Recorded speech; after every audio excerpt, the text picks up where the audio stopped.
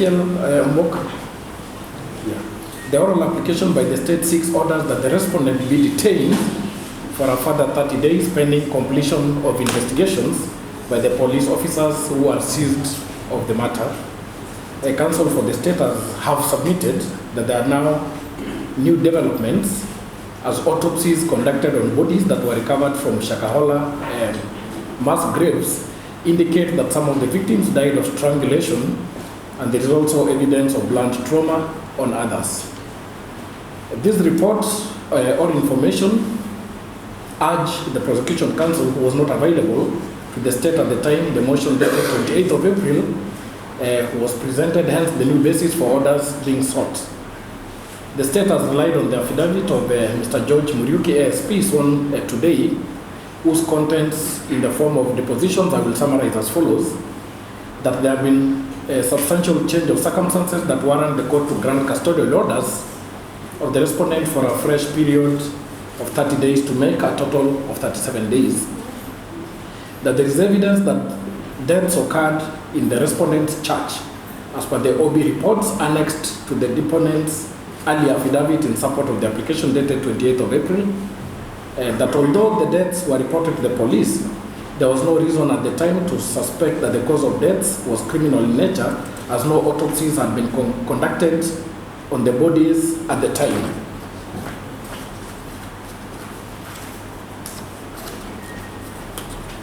That the preliminary investigations have established that the bodies were buried at Shakahola, a site subject to the ongoing investigations.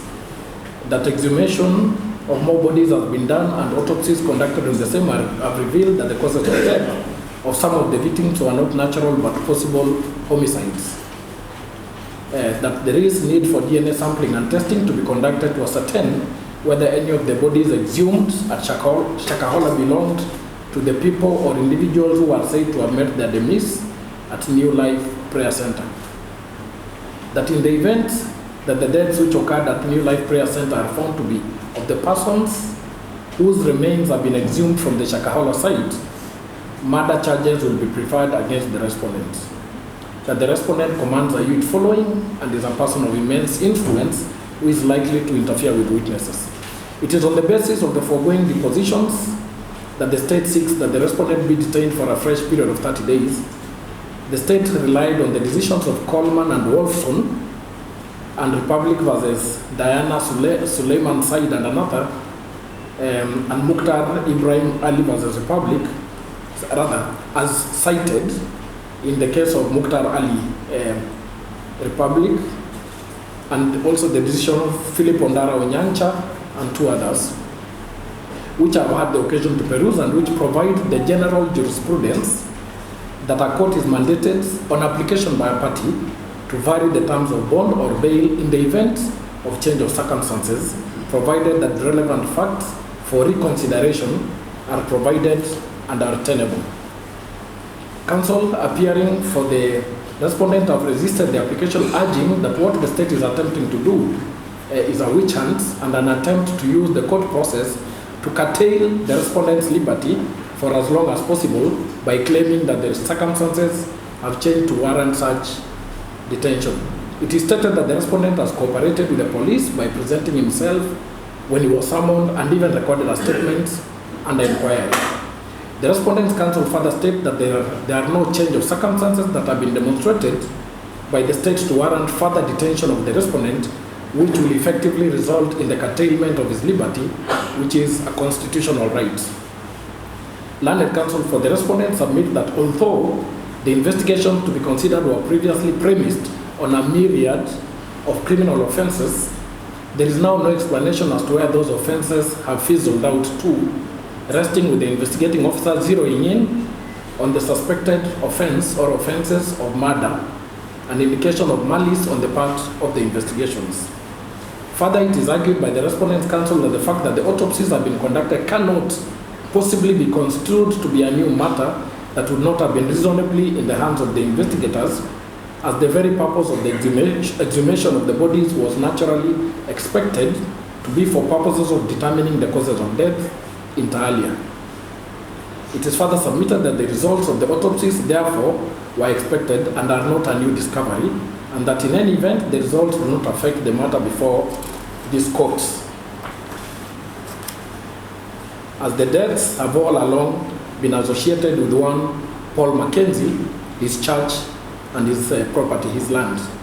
In further opposition to the state's application, the respondent's counsel states that the application for further custodial orders of the respondent do not affect the DNA exercise, and that the same can proceed with his liberty intact.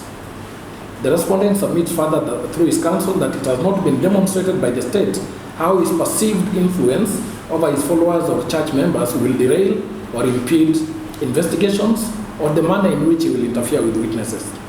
The respondent takes the position that no compelling reasons have been preferred by the state to warrant the custodial orders that are now being sought for 30 days, particularly noting that there are no instances of interference or an attempt thereof of witnesses by the respondent that have been demonstrated, and that in any event, the state has been given sufficient time to investigate the matter.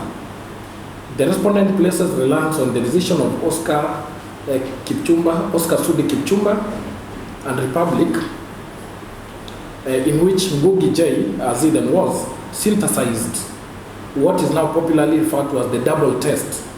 In the decision, it was held that in such pretrial detention applications, the state must first persuade the court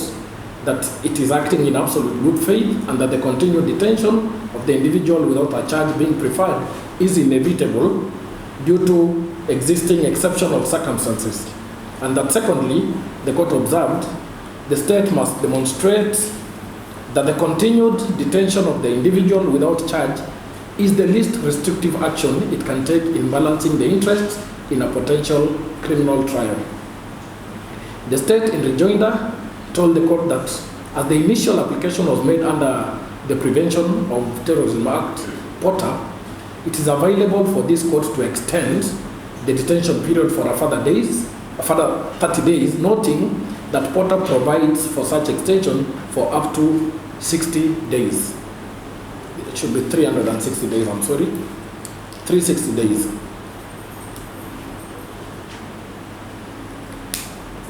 I have considered the oral application and the responses thereto, and I deduced the issue for determination to be whether the state has presented compelling reasons through the affidavit filed today to warrant this court to detain the respondent for the period sought, that is a further 30 days. I well appreciate the two decisions relied upon by the state, that a court seized of a matter, such as the instant one, may, on application by a party, with demonstration that circumstances have changed, review an earlier position that the court had taken. The question I will then pose is whether the contents of the affidavit presented provide sufficient material that would amount to compelling reasons to warrant the issuance of the orders that the state seeks. In the ruling that this court rendered on the 2nd of May this year, I granted custodial orders for 7 days while observing as follows, I quote, "This court will in the premises take it that the time sought is for purposes of recording witness statements," end of quote. In the final orders, I directed that the prosecution today appraises this court on the status of the investigations, and I expected the court to be informed, among others, whether the exercise of recording witness statements is complete, but that has not been the case. It remains therefore unclear to me, in the circumstances, whether the witnesses generally referred to in the affidavit and submissions presented to the court today are the same witnesses in respect of whom, in my view, 7 days was sufficient to have their statements recorded.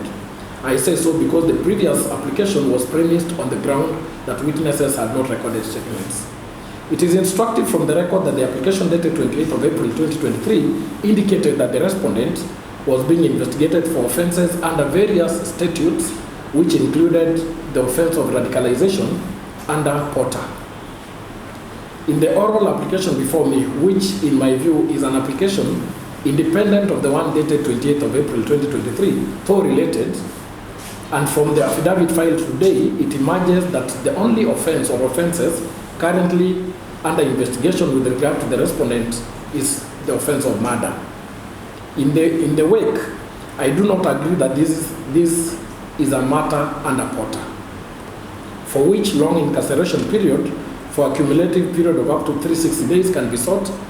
and granted on consideration. That is so because I will bind the state by the material it has presented before me. That is the affidavit. As to whether the reasons given by the state meet the compelling reasons that warrant the detention of the respondent for a period of 30 days, I need not restate that the progress of processing the witnesses has not been reported to this court, and it cannot be sufficient to be generally stated under one umbrella that the respondent will interfere with the witnesses in the premises, whereas it was clear that the intention for securing the initial period of 7 days was for purposes of recording their statements as construed by what was presented before me. The state has also provided the reason that DNA sampling and testing of the remains exhumed from the Shakahola scene has not been done. The question that is unanswered, considering that the onus to prove that the compelling reasons are bound remains with the state, is how will the respondent's liberty hamper or impede DNA sampling and testing? The state has not provided an answer to this question. Do the reasons given then in the analyzed position above meet the threshold in the double test rule as provided in the case of Sudi Oscar Kipchumba? I think not. First, by failing to provide adequate information on the true status of the investigations as ordered by the court, I am persuaded that the state has not acted in absolute good faith in seeking to continue to detain the respondent. For instance, the state, despite having been given time to record written statements, has not provided information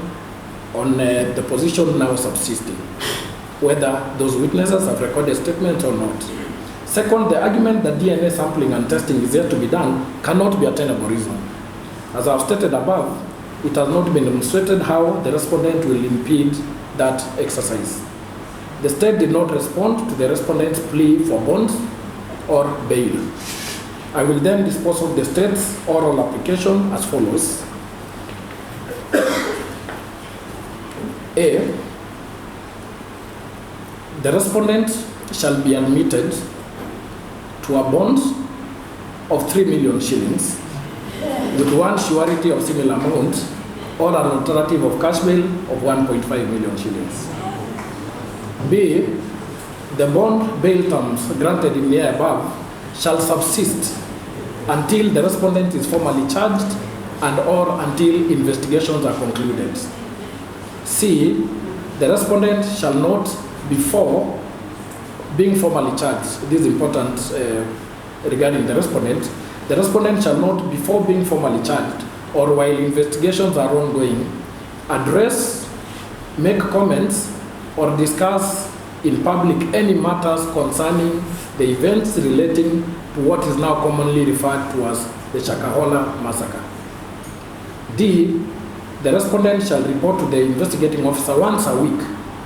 on a day of the week and time of the day to be agreed upon by the prosecution counsel and the defense counsel. And lastly, parties will be at liberty to apply for the closure of this file once investigations are closed. Those are the orders of the court. The ruling has to be kidogo.